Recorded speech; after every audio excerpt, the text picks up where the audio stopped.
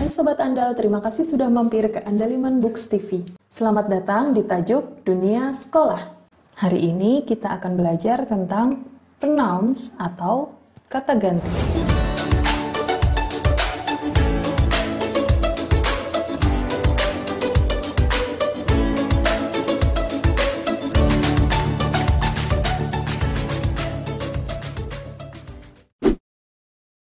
Pronouns adalah kata-kata yang kita gunakan untuk menggantikan noun atau kata benda agar kita tidak mengulang kata yang sama. Contoh pronouns adalah he, she, its, their, mine, yours. Nah, contoh kalimatnya, Mikaela and her brother Dika enjoy singing their favorite song. Di sini ada dua pronouns atau kata ganti, yaitu her dan their. Kalau kita hilangkan pronouns-nya, misalnya kita ganti her ini menjadi Mikaela, karena her ini merujuk pada Mikaela. Kemudian their ini kita ganti menjadi siapa, mereka siapa, Mikaela and Dika. Nah, kalimatnya menjadi lebih panjang, yaitu Mikaela and Mikaela's brother Dika enjoy singing Mikaela and Dika's favorite song. Jadi lebih banyak kata benda yang tidak dibutuhkan dan kalimatnya jadi sedikit rumit. Nah, kita ke bagian yang pertama, yaitu personal pronouns. Personal pronouns ini digunakan untuk orang atau objek tertentu. Ada 3 macam personal pronouns. Yang pertama adalah fungsinya sebagai subject. Subjective case ini menerangkan apa atau siapa yang diceritakan kalimat tersebut. Yang kedua adalah objective case, menceritakan apa atau siapa yang dikenai pekerjaan dalam kalimat tersebut. Jadi dalam bahasa Indonesia ini sama, ini sebagai subjek, ini sebagai objek. Kemudian ada possessive case, kepemilikan, yaitu milik siapa objek dalam kalimat tersebut. Kita lihat contoh kalimatnya. Yang pertama, can you help me bring my stuff? Bisakah kamu membantuku membawa barang-barangku? Bisakah kamu? Jadi yang kita tuju adalah kamu, jadi you sebagai subjek, help me, membantuku, menolongku. Jadi siapa yang ditolong? Ya, aku. Jadi me sebagai objek, kemudian my stuff. Barang-barang siapa yang mau dibawain? My. Jadi my ini sebagai possessive case. Lalu apa bedanya dengan kalimat berikutnya? Coba kita lihat. Can you help me bring mine too? Bisakah kamu membantuku membawa milikku juga? Misalnya teman kita sedang membawa buku-bukunya. Kemudian karena kita tidak bisa membawanya sendiri, kita tanya, can you help me bring mine too? Can you sebagai subjek, kemudian me sebagai objek, orang yang ditolong, dan mine ini maksudnya adalah buku-bukuku. Jadi mine sebagai possessive. Nah, kenapa di sini my diikuti oleh benda, yaitu barang-barang, sedangkan di sini cukup dengan mine saja? Ya, karena mereka berbeda jenis. Jadi kalau my ini masuknya ke possessive adjective yang harus diikuti kata bendanya atau noun, sedangkan kalau mine ini tidak perlu diikuti oleh kata bendanya. Oke, sekarang kita lihat. You tadi subjek ini, kemudian help me, menolongku. Nah, padahal aku itu kan I. Kenapa jadi me? Ya, karena di sini fungsinya sebagai objek. Jadi I berubah menjadi me ketika menjadi objek. Kemudian kalau you tetap you, he menjadi him, she menjadi her, it tetap it, we menjadi us. Misalnya, dapatkah kamu membantu kami? Jadi, can you help us? Kemudian they menjadi them. Nah, ini tadi yang diikuti kata bendanya, kepemilikan yang diikuti kata benda.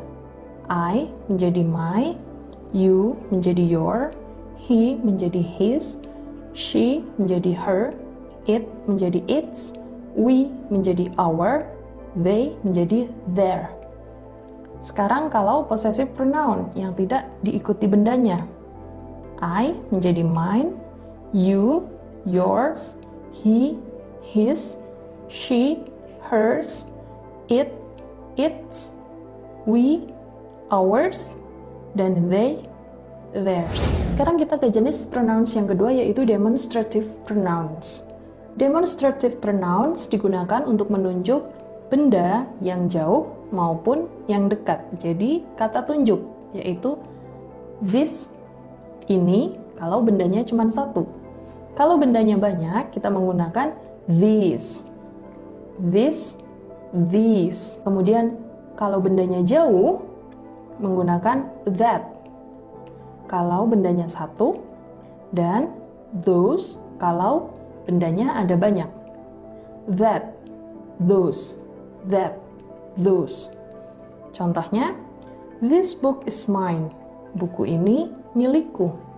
That book is yours. Buku itu milikmu. These books are mine. Buku-buku ini, ingat di sini bentuknya ada banyak. Buku-buku ini milikku. Those books are yours.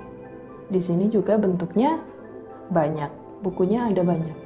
Kemudian kita ke jenis pronouns yang ketiga, yaitu interrogative pronouns. Interrogative pronouns ini sama dengan question words atau kata tanya yang digunakan untuk menanyakan benda yang kita maksud.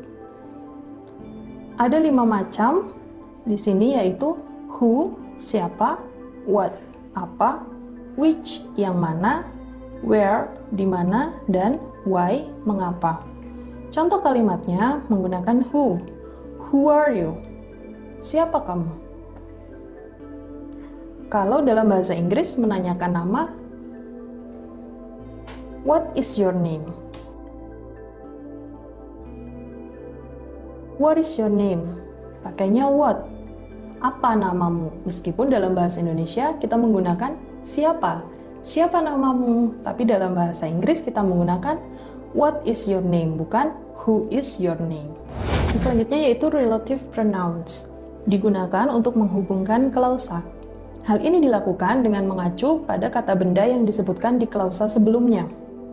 Jadi, di sini ada 5 macam relative pronouns yang artinya sama, yaitu yang. Who, which, whom, whose, dan that.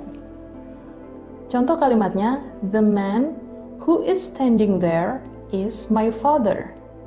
Laki-laki yang sedang berdiri di sana itu adalah ayahku. Jadi, who ini mengacu pada the man yang sudah disebutkan sebelumnya. Indefinite pronouns digunakan untuk mengacu pada benda-benda yang belum jelas. Maksudnya, belum bisa ditentukan apa yang kita maksud dengan benda tersebut. Misalnya, somebody, seseorang. Belum tahu orang yang mana. Anybody, siapapun. Anyone, siapa saja. Many, banyak. Dan nothing, atau tidak ada. Contoh kalimatnya, somebody has turned off the light. Seseorang sudah mematikan lampunya. Siapa? Kita tidak tahu. Dan mungkin yang kita ajak bicara juga tidak tahu siapa yang kita maksud. Reciprocal pronouns digunakan ketika sekelompok kata benda melakukan suatu hal yang sama. Hanya ada 2 macam, yaitu each other dan one another. Artinya saling. Jadi each other juga berarti saling dan one another juga berarti saling. Misalnya, Mika dan Dika saling menyayangi. Jadi Mika menyayangi Dika, Dika juga menyayangi Mika. Jadi, Mika and Dika love each other. Reflexive and intensive pronouns. Jadi ada dua, ada reflexive dan ada intensive. Keduanya digunakan untuk menunjukkan kata benda yang sudah digunakan sebelumnya atau sudah disebutkan sebelumnya. Nah, kata-kata ini diakhiri self atau selves. Misalnya myself, yourself, herself, himself, ourselves, dan themselves. Ada dua box di sini yang menunjukkan perbedaan penggunaan reflexive pronouns dan intensive pronouns. Untuk reflexive pronouns, ini merupakan bagian penting kalimat dan mengacu pada subjek kalimat. Kita lihat contoh kalimatnya. She's looking at herself in the mirror. Nah, di sini yang ada self-nya ini adalah reflexive pronouns. Dia sedang menatap dirinya sendiri di cermin. Kalau kita hilangkan kata herself ini, kalimatnya menjadi she's looking at in the mirror. Dia sedang menatap di cermin. Belum jelas dia sedang menatap siapa. Apakah dia sedang menatap dirinya sendiri, atau dia sedang menatap orang yang ada di belakangnya, atau orang yang di sebelahnya. Jadi kalau herself ini kita hilangkan, kalimatnya menjadi tidak sempurna. Karena itu, reflexive pronouns ini penting dalam suatu kalimat. Kita bandingkan dengan intensive pronouns. Intensive pronouns digunakan untuk memberikan penekanan pada subjek kalimat. She herself did the homework. Dia sendiri yang mengerjakan PR-nya. Jadi PR-nya itu dikerjakan oleh dia sendiri. Tidak ada yang membantunya dan bukan orang lain yang mengerjakan PR-nya. Jadi she herself. Nah, di sini ada herself yang sama dengan tadi. Di sini ada herself, di sini juga ada herself. Tapi ada bedanya. Kalau herself ini kita tutup, jadi she did the homework. Jadi sudah ada subjek, sudah ada verb.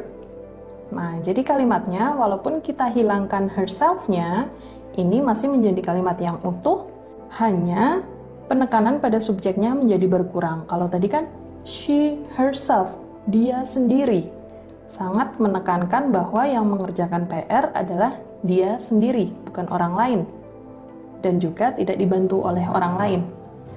Sedangkan kalau herself-nya kita hilangkan, hanya menjadi kalimat biasa, yaitu she did the homework.